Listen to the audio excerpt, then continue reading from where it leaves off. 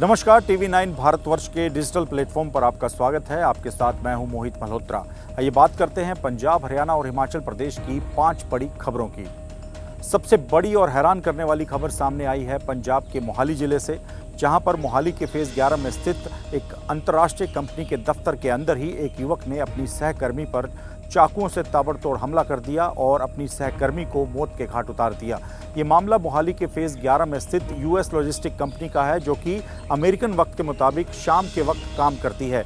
बताया जा रहा है कि गुरुवार की शाम को करीब 7 बजे के आसपास हैरीमान नाम का युवक, जो कि इसी कंपनी में काम करता है, वो अपनी एक सहकर्मी डिम्पल के पास पहुंचा। उसकी सीट पर उसका जो वर्क स्टेशन था लड़की का, वहीं पर उससे बातचीत हुई, जिसमें दोनों के बीच बहस हुई और बहस के बाद बताया जा रहा है कि अचानक से ही हैरीमान ने अपने पास से एक खंजर निकाला और लड़की पर ताबड़तोड़ हमला कर दिया। पुलिस के मुताबिक करीब 25 से 30 बार चाकू से लड़की पर वार किया गया, जिसके बाद लड़की गंभीर रूप से जख्मी हो गई। इस पूरी घटना के बाद हैरीमान ने अपनी जान लेने की कोशिश की। वो कंपनी के ही दफ्तर के अंदर पहुंचा, खुद को बंद कर लिया और चाकू से अपना गला काटा और पेट पर भी चाकू मारकर अपनी जान लेने की कोशिश की। इस घटना को लेकर एक सीसीटीवी फुटेज भी सामने आया है, जिसके अंदर हैरीमान अपनी सहयोगी डिम्पल के ऊपर ताबड़तोड़ चाकुओं से हमला करता हुआ दिखाई दे रहा है। घटना के सामने आने के बाद पंजाब पुलिस मौके पर पहुंची और हैरीमान और जो घायल लड़की डिम्पल थी, दोनों को ही अस्पताल ले जाया गया, जहां पर डिम्पल की मौत हो गई, जबकि जो आरोपी युवक है हैरीमान, वो गंभीर हालत में है और उसका इलाज चल रहा है, जिसके बाद पुलिस के द्वारा उसे आधिकारिक तौर पर गिरफ्तार कर लिया जाएगा। इस घटना में एक एंगल ये भी सामने आया था कि पुलिस का कहना था कि जो डिम्पल है वो हैरीमान के साथ एक रिलेशनशिप में थी और कुछ दिनों पहले दोनों के बीच ब्रेकअप हो गया था और हैरीमान लगातार अब डिम्पल पर दबाव बना रहा था कि वो एक बार फिर से उसके साथ रिलेशनशिप में आ जाए, लेकिन डिम्पल इस बात से इनकार कर रही थी। हालांकि जो डिम्पल का परिवार है उसने इस पुलिस की थ्योरी को खारिज कर दिया है। उनका कहना है कि डिम्पल का किसी के साथ कोई रिलेशनशिप नहीं था, वो शादी करने वाली थी, लेकिन उसने साफ कर दिया था कि जहां उसका परिवार उसका रिश्ता तय करेगा वहीं पर ही वो शादी कर लेगी। तो ये घटना हैरान करने वाली है। जो वर्क स्टेशंस हैं, जो ऑफिस हैं, उसके अंदर जिस तरह से लड़के लड़कियां रिलेशनशिप में आ जाते हैं और उसके बाद संबंध बिगड़ने पर किस तरह की घटना हो सकती है, ये उसका जीता जागता उदाहरण है। एक बड़ी बात ये भी है कि युवक जब चाकू लेकर अंदर पहुंच चुका था, तो क्या अंदर आने वाले कर्मचारियों की किसी तरह की कोई जांच होती थी, उनकी फ्रिस्किंग होती थी, कौन अपने साथ कोई हथियार तो नहीं ला रहा, ये एक बड़ा सवाल है। दूसरा एक एंगल ये भी है कि पुलिस अब कंपनी के जो सीनियर्स हैं उनसे पूछताछ कर रही है कि क्या डिम्पल ने कभी ये अपने सीनियर्स को बताया था कि उसे उसका साथी सहकर्मी जो है वो परेशान कर रहा था, दोनों के बीच किस तरह का रिश्ता था। इसको लेकर उनकी व्हाट्सएप चैट और मोबाइल कॉल डिटेल्स की भी जांच की जा रही है। फिलहाल डिम्पल का पोस्टमार्टम कर दिया गया है। वो पंजाब के पटियाला की रहने वाली है, जहां पर उसका अंतिम संस्कार कर दिया गया है। हिमाचल प्रदेश और पंजाब के बीच जो एंट्री टैक्स को लेकर विवाद है वो लगातार जारी है और अब इस पूरे मामले ने राजनीतिक रूप भी ले लिया है। मुख्यमंत्री सुखविंदर सिंह सुक्खू और इसके साथ ही जो हिमाचल कैबिनेट के मंत्री हैं विक्रमादित्य, उन्होंने कहा है कि इस तरह से हिमाचल की जो गाड़ियां पंजाब में दाखिल हो रही हैं उनसे निहंग सिखों के संगठनों के द्वारा खालसा टैक्स के नाम पर पैसा वसूला जाना बिल्कुल सही नहीं है। और सुक्खू ने कहा है कि वो इस पूरे मामले को पंजाब के सीएम भगवंत मान के सामने उठाएंगे, उनसे बात करेंगे और वो चाहते हैं कि हिमाचल प्रदेश और पंजाब के बीच किसी तरह का तनाव ना हो। खासतौर पे जो पंजाब के श्रद्धालु और अन्य पर्यटक हिमाचल प्रदेश में आते हैं, उनके आने के बाद किसी तरह का तनाव ना हो। इसी वजह से वो इस मुद्दे को सुलझाने के लिए पंजाब के सीएम भगवंत मान से बात करेंगे। ये पूरा विवाद तब शुरू हुआ था जब हिमाचल प्रदेश के द्वारा एंट्री टैक्स बढ़ाए जाने के बाद और पंजाब और अन्य राज्यों से जो गाड़ियां हिमाचल प्रदेश में आती हैं उनसे एंट्री टैक्स वसूलने को लेकर एक विवाद खड़ा हो गया था। पंजाब सरकार ने भी इसका विरोध किया। इसके अलावा दूसरे राज्यों से भी विरोध की लगातार आवाज़ इस मुद्दे को लेकर उठी और इस मामले में तब एक बड़ा घटनाक्रम सामने आया जब मंगलवार के दिन इस पूरे मामले में जो निहंग सिखों के संगठन हैं उनकी एंट्री हो गई। निहंग सिखों के द्वारा पंजाब और हिमाचल की सीमा पर पंजाब के बॉर्डर पर एक नाका लगा दिया गया और जितने भी वाहन हिमाचल प्रदेश से पंजाब में दाखिल हो रहे थे उनसे एक एंट्री टैक्स वसूला गया, जिसे खालसा टैक्स का नाम दे दिया गया।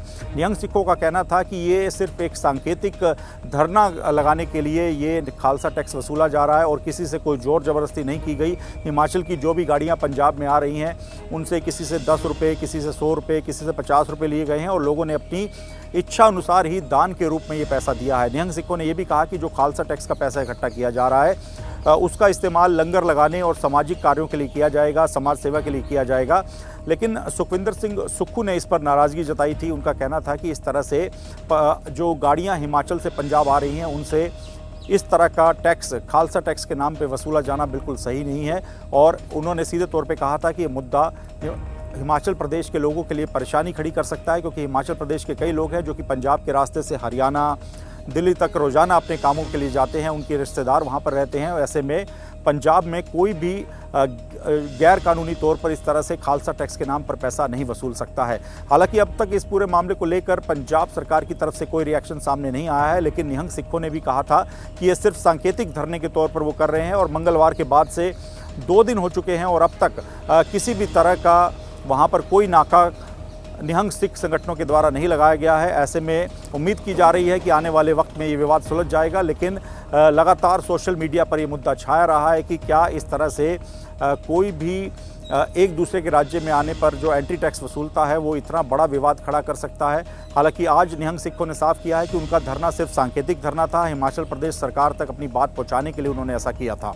पंजाब के अमृतसर के मजीठा विधानसभा क्षेत्र में आज शिरोमणि अकाली दल के नेता और पूर्व मंत्री बिक्रम सिंह मजीठिया के समर्थन में पोस्टर लगा दिए गए। इन पोस्टरों पर लिखा था कि रंगा बिल्ला को कह दो टाइगर जिंदा है। दरअसल बिक्रम सिंह मजीठिया एक पुलिस एफआईआर के मामले को लेकर अंडरग्राउंड हो चुके हैं। पुलिस उनकी तलाश कर रही है और सत्ता में बैठी आम आदमी पार्टी का कहना है कि बिक्रम सिंह मजीठिया भागे हुए हैं क्योंकि उन्हें डर है कि उनकी गिरफ्तारी हो सकती है। दरअसल ये पूरा मामला शुरू हुआ था 26 मई को, जब पंजाब में निकाय चुनाव थे और इसी दौरान शिरोमणि अकाली दल के एक कार्यकर्ता और बूथ एजेंट जिसका नाम जोबनप्रीत सिंह है, उसके खिलाफ पंजाब पुलिस ने एफआईआर दर्ज कर ली। उस पर आरोप था कि उसने मतदान केंद्र के अंदर हंगामा किया, तोड़फोड़ की और माहौल ख़राब करने का प्रयास किया। इसी मामले को लेकर जब जोबनप्रीत सिंह को गिरफ्तार किया गया था तो आरोप है कि बिक्रम सिंह मजीठिया अपने कुछ साथी नेताओं और कार्यकर्ताओं के साथ पुलिस स्टेशन पर पहुंच गए और जबरन जोबनप्रीत सिंह को पुलिस की कस्टडी से छुड़वाने का प्रयास किया। इस मामले को लेकर लगातार सियासत भी हो रही है और मजीठा इलाका, जहां पर एक तरह से जिसे गढ़ कहा जाता है बिक्रम सिंह मजीठिया का, जहां से उनकी पत्नी जिनीव कौर मजीठिया विधायक हैं, वहां पर पोस्टर लगा दिए गए थे और बिक्रम सिंह मजीठिया को पुलिस का भगोड़ा बताया गया था। हालांकि पंजाब पुलिस ने साफ किया कि उनकी तरफ से ऐसा कोई भगोड़े वाले पोस्टर नहीं लगाए गए हैं। ऐसे में माना जा रहा था कि किसी राजनीतिक व्यक्ति ने बिक्रम सिंह मजीठिया के खिलाफ ये पोस्टर लगाए हैं।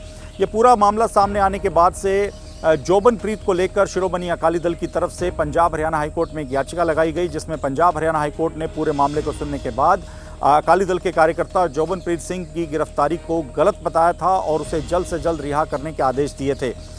इसी मामले को लेकर बिक्रम सिंह मजीठिया पर जो एफआईआर दर्ज हुई है उस मामले में हालांकि हाई कोर्ट ने कोई राहत नहीं दी थी। तब से बिक्रम सिंह मजीठिया अंडरग्राउंड है, उनके बारे में कुछ भी जानकारी नहीं मिल रही है। पंजाब पुलिस की अलग अलग टीमें जो उन्होंने पुलिस कस्टडी से शिरोमणि अकाली दल के कार्यकर्ता जोबनप्रीत सिंह को छुड़वाने का प्रयास किया है, उस मामले को लेकर उनकी तलाश कर रही है और पंजाब सरकार का दावा है कि जल्द ही बिक्रम सिंह मजीठिया को गिरफ्तार किया जाएगा।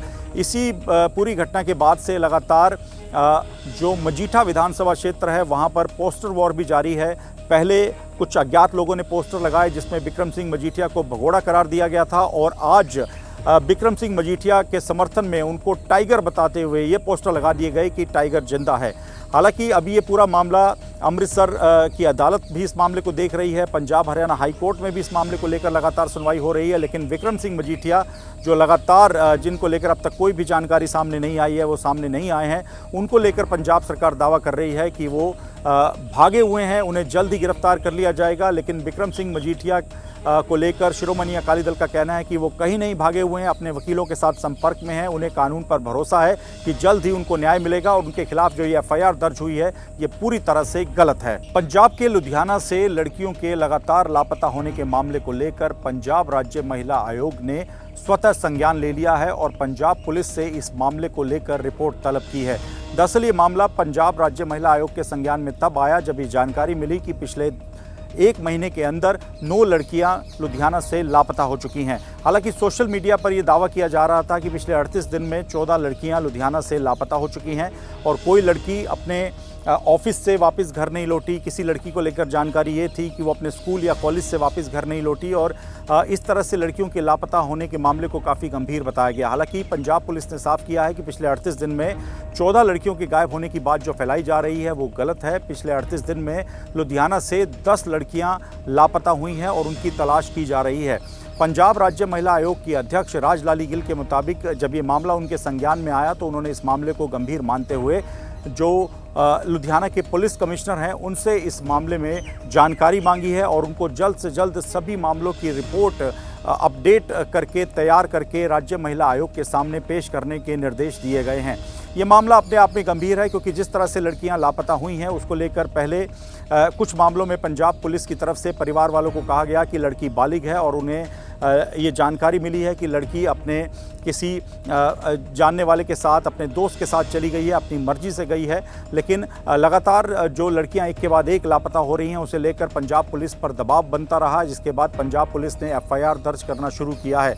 इन लड़कियों के लापता होने को लेकर सोशल मीडिया पर भी अलग अलग प्रचार किए जा रहे हैं। कुछ लोगों ने दावा कर दिया कि पिछले 38 दिन के अंदर 14 लड़कियां लापता हो चुकी हैं, लेकिन पुलिस ने जो आधिकारिक आंकड़ा दिया है उसके मुताबिक 10 लड़कियों के गायब होने की सूचना उन्हें मिली है और इन मामलों को लेकर लगातार तफ्तीश की जा रही है। हालांकि अब इस मामले में पंजाब राज्य महिला आयोग की एंट्री हो चुकी है तो माना जा रहा है कि पुलिस को और गंभीरता से इन मामलों को सुलझाना होगा, इन मामलों की जांच करनी होगी। फिलहाल पंजाब राज्य महिला आयोग इस पूरे मामले को लेकर बेहद गंभीर है और उनका कहना है कि पूरे मामले की स्थिति को लेकर ना सिर्फ पंजाब पुलिस से रिपोर्ट तलब की गई है बल्कि अब पंजाब राज्य महिला आयोग इन पूरे मामलों को मॉनिटर भी करेगा कि जो लड़कियां लापता हुई हैं उनकी स्थिति क्या है और उनको लेकर पुलिस ने क्या कार्रवाई की है। और अब बात करते हैं पंजाब, हरियाणा और हिमाचल प्रदेश के मौसम की। अगर हम पंजाब और हरियाणा की बात करें तो यहाँ पर गुरुवार रात को तेज तूफान के साथ बारिश हुई और ठंडी हवाएं चली, लेकिन सुबह का जो मौसम था वो बेहद ही गर्म रहा और कई जिलों में जो तापमान है वो 38 से 40 डिग्री सेल्सियस के आसपास रिकॉर्ड किया गया है। और आने वाले दिनों में भी बताया जा रहा है कि अभी मॉनसून को पंजाब और हरियाणा पहुंचने में और वक्त लग सकता है, जिसकी वजह से लोगों को गर्मी का सामना करना पड़ेगा। हालांकि हम हिमाचल प्रदेश की बात करें तो यहाँ पर अभी भी लगातार जो मौसम विभाग के द्वारा 5 जून से लेकर 10 जून तक का अलर्ट जारी रखा गया है। तेज बारिश, ओलावृष्टि और तूफान, आंधी तूफान को लेकर वो लगातार अभी बना हुआ है और इसका असर भी दिखाई दे रहा है। हिमाचल प्रदेश में बीती रात कई इलाकों में तेज बारिश हुई और सुबह के वक्त भी कई जगहों पर, जिनमें खास तौर पे मंडी, कुल्लू, शिमला ये इलाके हैं, मनाली, यहाँ पर हल्की बारिश हुई है रुक रुक कर और लगातार मौसम ठंडा बना हुआ है। इसी वजह से जो ज़मीनी इलाके हैं पंजाब हरियाणा के, वहाँ से लगातार लोग जो हैं हिमाचल प्रदेश का रुख कर रहे हैं। पर्यटक काफ़ी बड़ी संख्या में ना सिर्फ पंजाब और हरियाणा से बल्कि देश के अलग अलग राज्यों से गर्मी से निजात पाने के लिए लगातार पहाड़ों का रुख कर रहे हैं। और मनाली और शिमला लगातार 2 ऐसे स्पॉट बने हुए हैं जहां पर जो पर्यटक हैं वो लगातार बड़ी संख्या में पहुंच रहे हैं। अगर हिमाचल प्रदेश के मौसम की बात करें तो अगले जो 3 से 4 दिन हैं इस दौरान लगातार तेज बारिश और ओलावृष्टि के साथ ही आंधी तूफान का अलर्ट जारी किया गया है। पर्यटकों के साथ ही हिमाचल प्रदेश के आम लोगों को भी सावधान रहने का अलर्ट दिया गया है, एडवाइजरी जारी की गई है। हालांकि जो हिमाचल प्रदेश में हम आमतौर पे देखते हैं कि लैंडस्लाइड की घटनाएं बारिश के दौरान बढ़ जाती हैं, अभी कुछ ऐसे मामले सामने नहीं आए हैं। पठानकोट के पास हिमाचल प्रदेश की ओर जाने का जो नेशनल हाईवे है वहाँ पर ज़रूर लैंडस्लाइड हो गया था, जिसके बाद उस हाईवे को करीब 19 घंटे के बाद खोल दिया गया है, लेकिन कोई व्यापक असर अभी लैंडस्लाइड की वजह से होता हुआ दिखाई नहीं दे रहा है। लेकिन अगर बारिश लगातार होती रहती है पहाड़ों पर तो उसके बाद पहाड़ों पर ये स्थिति बन जाती है कि कई बार लैंडस्लाइड के मामले सामने आते हैं। लेकिन अभी फ़िलहाल लोगों को आंधी तूफान, इसके साथ ही तेज़ बारिश और ओलावृष्टि की वजह से सावधान रहने के निर्देश दिए गए हैं। और जैसे मैं आपको बता रहा था कि पंजाब और हरियाणा में भले ही बेहद गर्मी पड़ रही हो, तेज़ धूप निकली हो, लेकिन इसके उलट हिमाचल प्रदेश में मौसम काफ़ी ठंडा बना हुआ है। वहाँ पर तापमान में काफ़ी कमी है, लगातार रुक रुक कर बारिश भी हो रही है। पंजाब और हरियाणा की बात करें तो यहाँ पर भी आने वाले 48 घंटे के अंदर ही संभावना जताई गई है कि तेज आंधी तूफान के साथ हल्की बूंदाबांदी हो सकती है। तो हमने आपको बताया पंजाब, हरियाणा और हिमाचल प्रदेश की 5 बड़ी खबरों के बारे में। पंजाब, हरियाणा और हिमाचल प्रदेश की अन्य तमाम बड़ी खबरों के लिए हमारे TV9 के डिजिटल प्लेटफॉर्म के साथ जुड़े रहिए। नमस्कार।